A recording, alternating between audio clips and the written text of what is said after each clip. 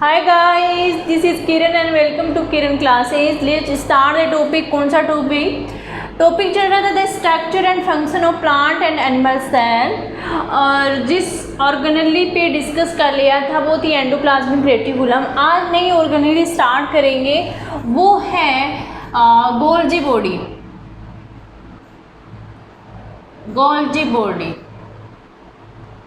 Golgi body या Golgi apparatus भी बोल सकते हो। गोल्जी बॉडी का सबसे पहले जो विवरण किया था, या आप ऐसे बोल सकते हो डिस्कवरी ऑफ गोल्जी बॉडी। तो डिस्कवरी किसने की थी, खोज किसने की थी? एक साइंटिस्ट थे कैमिलो गोल्जी एक साइंटिस्ट थे।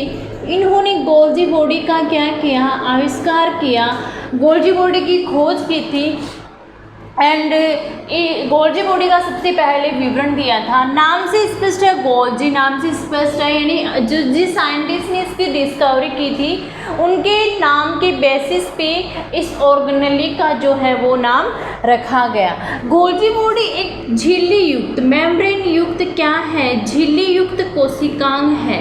गोल्जी एपरेटस झिल्ली युक्त कोशिकांग है, लेकिन कौन सी झिल्ली है? उस पे सिंगल मेम्ब्रेन है, डबल मेम्ब्रेन है, सिंगल मेम्ब्रेन युक्त क्या है, कोशिकांग है। स्ट्रक्चर की मैं बात करूं, संरचना की बात करूं, तो गोल्जी बॉडी है सेल में कुछ इस टाइप के स्ट्रक्चर के रूप में प्रेजेंट होता है। इस टाइप की स्ट्रक्चर के रूप में गोल्जी बॉडी है वो सेल में प्रेजेंट होता है, और एक के ऊपर एक है वो समानांतर रूप से व्यवस्थित होता है। इस स्ट्रक्चर को कहा जाता है कुंडिका। सिस्टर ने भी इसे कहते हैं इंग्लिश में। गोल्जी बॉडी की ये संरचना होती है इस हिसाब की, और ये संरचनाएं क्या है? ये संरचनाएं एक के ऊपर एक समानांतर रूप से व्यवस्थित होती हैं सेल में। ये स्ट्रक्चर है वो सेल में एक दूसरी ऑर्गेनेली है जो मैंने बताया था। उस दूसरी ऑर्गेनेली का नाम है एंडोप्लाज्मिक रेटिकुलम।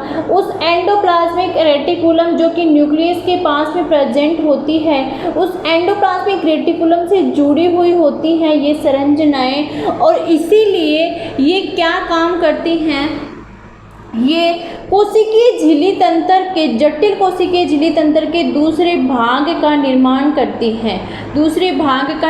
करती हैं। कौन? गोल्जी बॉडी, गोल्जी एपरेटस जटिल कोशिकीय झिल्ली तंत्र, क्योंकि ये इस हिसाब से एंडोप्लाज्मिक रेटिकुलम से जुड़ी हुई होती हैं। एंडोप्लाज्मिक रेटिकुलम न्यूक्लियस के जस्ट पास में प्रेजेंट होता है। एक रफ एंडोप्लाज्मिक रेटिकुलम होता है और दूसरा स्मूथ एंडोप्लाज्मिक रेटिकुलम होता है। ये इसकी स्ट्रक्चर की बात हुई। बात करूँ मैं इनके वर्क की, एंडोप्लाज्मिक रेटिकुलम का गोल्जी बॉडी क्या काम करता है, वर्क की बात करूँ तो जो AR में एंडोप्लाज्मिक रेटिकुलम में जो पदार्थ संश्लेषित होते हैं किसमें? एंडोप्लाज्मिक रेटिकुलम में पदार्थों का निर्माण किया जाता है। तो इन पदार्थों की, संश्लेषित पदार्थों की जो पैकेजिंग होती है वो कहाँ होती है? वो गोल्जी बॉडी में ही होती है। गोल्जी बॉडी में इन पदार्थों की पैकेजिंग होती है, यानी पैक किया जाता है। और इसमें तीन स्टेप हैं वो इंक्लूड होते हैं। सबसे पहले गोल्जी बॉडी में पदार्थों का क्या किया जाता है? पदार्थों का संचयन किया जाता है, पदार्थों का स्टोरेज किया जाता है, पदार्थों का संचयन किया जाता है। देन क्या किया जाता है? इसमें जो मॉडिफिकेशन यानी रूपांतरण होता है, और देन इनको पैक किया जाता है, यानी बंद करना। इस स्टेप में ये 3 कार्य हैं, ये इंक्लूड होते हैं इसके वर्क में। दूसरा जो इम्पोर्टेंट वर्क है कि सिंपल शुगर होती है। सिंपल शुगर होती है, उस सिंपल शुगर से कॉम्प्लेक्स शुगर का निर्माण है। कॉम्प्लेक्स शुगर का अगर निर्माण करना होता है, सिंपल शुगर जैसे कि ग्लूकोज हो गया, जैसे कि ग्लैक्टोज हो गया, आपका जो ग्लैक्टोज हो गया है ना, ये सिंपल शुगर से कॉम्प्लेक्स शुगर का जो निर्माण होता है। सिंपल शुगर ग्लूकोज, ग्लैक्टोज, ये सिंपल शुगर है। कॉम्प्लेक्स शुगर क्या हो गया? जैसे लैक्टोज हो गया, है ना। तो ये कॉम्प्लेक्स शुगर है। तो कॉम्प्लेक्स शुगर, सिंपल शुगर से कॉम्प्लेक्स शुगर का निर्माण है वो किस ऑर्गेनेली में होता है, वो गोल्जी बॉडी में होता है, राइट।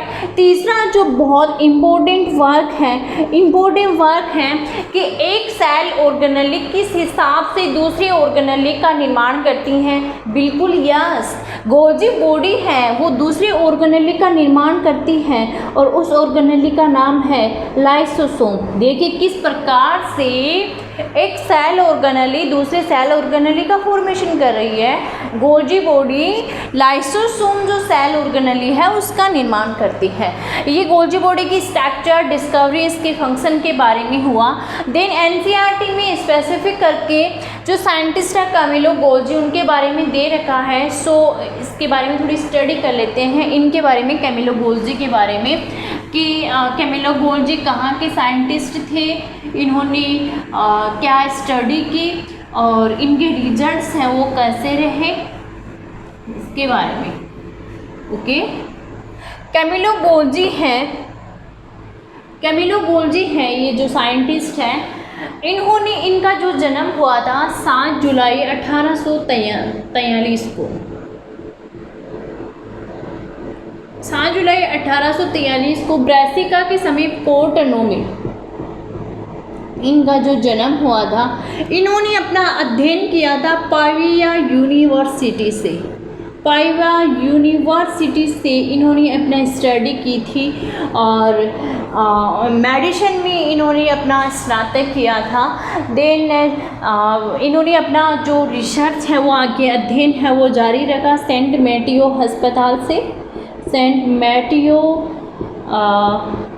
हॉस्पिटल से इन्होंने अपना जो है वो आगे का अध्ययन है वो जारी रखा।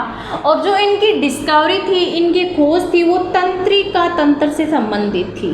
तंत्रिका तंत्र से इनकी जो डिस्कवरी थी वो इनकी खोज थी वो संबंधित थी। बाद में क्या हुआ, 1872 में ये एक हॉस्पिटल में मुख्य चिकित्सा अधिकारी के पद के रूप में इन्होंने पदभार ग्रहण किया। और उस हॉस्पिटल की जो किचन थी उसमें स्टार्टिंग में इन्होंने प्रयोग करना वो स्टार्ट किया था, एक्सपेरिमेंट स्टार्ट किया था। और देन उस किचन को ही इन्होंने जो है लेबोरेटरी में कन्वर्ट कर लिया था, उस हॉस्पिटल की किचन को। और इनकी जो डिस्कवरी थी, कहाँ पे वर्क कर रहे थे, ये कार्य कर रहे थे कि जो सेल है, मैंने बताया था नर्वस सिस्टम से रिलेटेड ये कार्य कर रहे थे, इनका मुख्य फोकस था नर्वस सिस्टम पे था। तो इन्होंने वर्क किया कि सेल को जैसे नर्वस सेल को कैसे अभिरंजित करते हैं, क्योंकि माइक्रोस्कोप से देखने के पूर्व सेल को अभिरंजित करना आवश्यक होता है। तो इन्होंने सेल को अभिरंजित करने का मेथड दिया और उस मेथड को जाना गया ब्लेक रिएक्शन के नाम से, ब्लेक रिएक्शन, जो कि कैमिलो गोल्जी के द्वारा ही दी गई। इस रिएक्शन में इन्होंने क्या यूज़ किया, इस रिएक्शन में या इस मेथड में बोल सकते हो silver nitrate AgNO3 silver nitrate के डाइल्यूट सॉल्यूशन का इसमें यूज़ किया गया। इसलिए जो ब्लैक रिएक्शन के जिसे नाम से जाना गया, जो कि एक अभिरंजित में जो है वो AgNO3 का उपयोग किया गया। ये इनका वर्क था। और 1906 की बात है, 1906 में सेंटियागो रेमोनी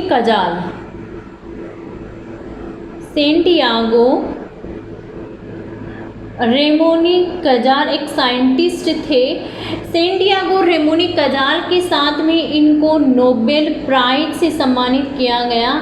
और नोबेल प्राइज किससे संबंधित था, नर्वस सिस्टम की डिस्कवरी से, नर्वस सेल के जो तंत्र की जो कोशिकाएं थी उन पे कार्य करने से संबंधित था, जो वो नोबेल प्राइज दिया गया इनको 1906 में। और साइंटिस्ट थे सेंटियागो रेमोनी कजाल के साथ में।